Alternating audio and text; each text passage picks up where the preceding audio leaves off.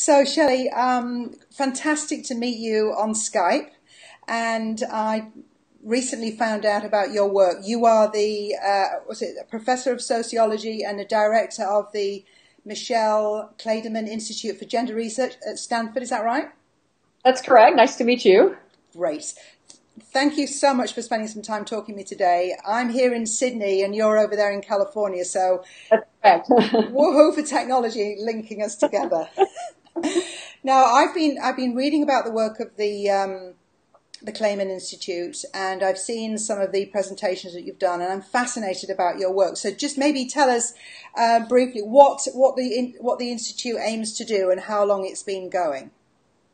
So the Institute was founded in 1974, which makes it one of the oldest gender research institutes in the United States. And it's done a variety of things over time, but the mission has always been to produce research that advances gender equality. So, depending on who the director is, the topics have changed, but that's always been the mission. Fantastic, fantastic. Well, one or two of the things that stood out for me in some of the things that I was reviewing was, and I think you've done some research to this, the motherhood penalty. Mm-hmm. This was fascinating to me. You call it the motherhood penalty because there is, isn't there?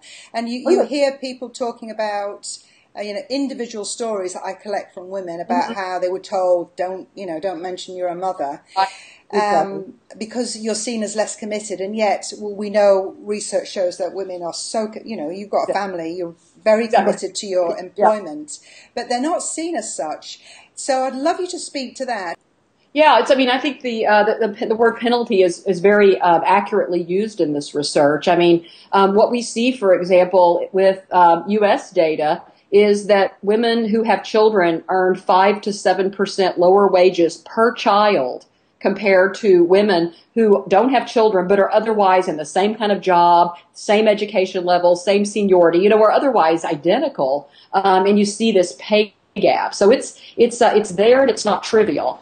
In my own research, we did a lot of work to try to understand if there was a bias against mothers, and that might be contributing to that wage penalty. And we found extremely strong evidence of a bias. We can present people with a resume of someone, and then they learn the person is a mother, and that makes the person 100% less likely to be recommended for hire. It's just it's a substantial penalty. But it is exactly what you said. People see mother and they think less committed. So even, no matter what her profile looks like, her, all of the work relevant information you could see, she just looks less committed to people. Yes. Exactly. Yeah, it's interesting. I read in the Harvard Business Review some research actually from the early 2000s done on rats.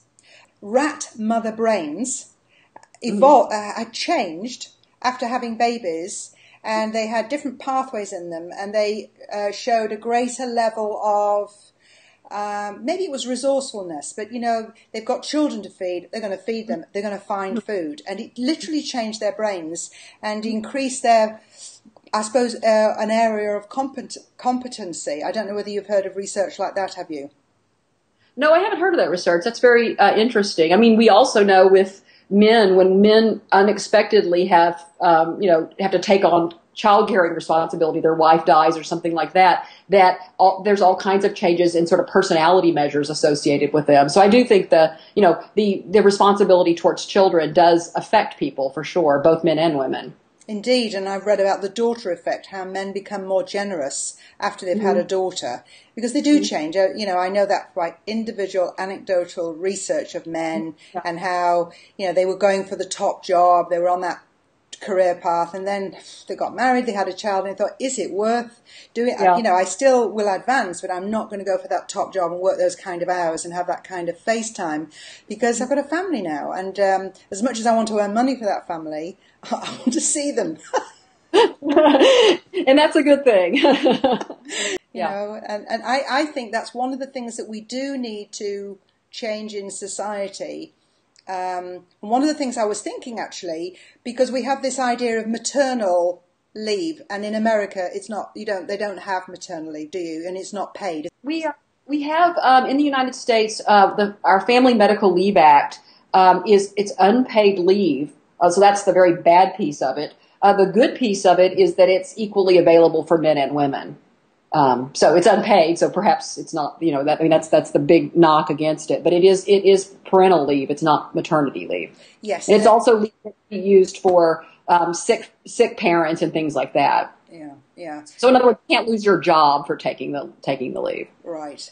Well, obviously, in Europe, different countries have different amounts of paid leave, and the Nordic countries and France being the highest, where you can take time out. And, there was a TV program on in the UK about a conversation about why haven't we got more women on boards. The person doing the research looked at the issue of childcare and in what way that acted as a barrier, went to Norway, and there was a film footage of going to a nursery. Lots of the parents there were men, and are talking to them about, the balance of, well, I'm going to take 3 months as father time, and then she'll take 3 or 4 months or whatever. They have that flexibility, and they have a greater acceptance in their culture. And I was thinking that if you renamed it family sabbatical time, then it takes the gender sting out of it, doesn't it?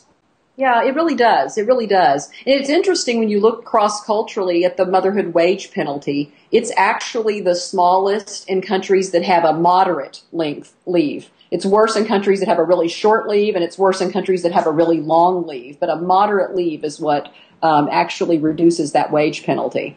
But I think the other thing that you were alluding to that would make a difference as well is if men and women were to take it more equally. And how we might bring that about is maybe calling it something different. Yes, it's the stigma of being a less than a. It again comes back to this view of what is a breadwinner, what is the male breadwinner, what is a father, what is a man. And if your identity is very much attached to the trajectory of getting through the organisation and earning as much as possible and getting to the top, and anything that impedes that and gets in the way, then is seen as bad. Which that's what we've got to tackle, isn't it?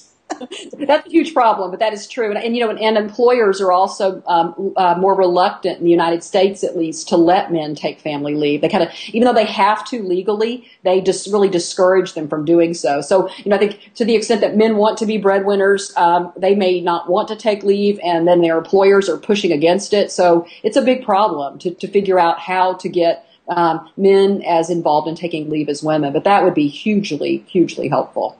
Yeah, you're right. It's all right having a law or you can take it, the right, but you can't exercise that right if you're penalised by losing a promotion, can you? Exactly.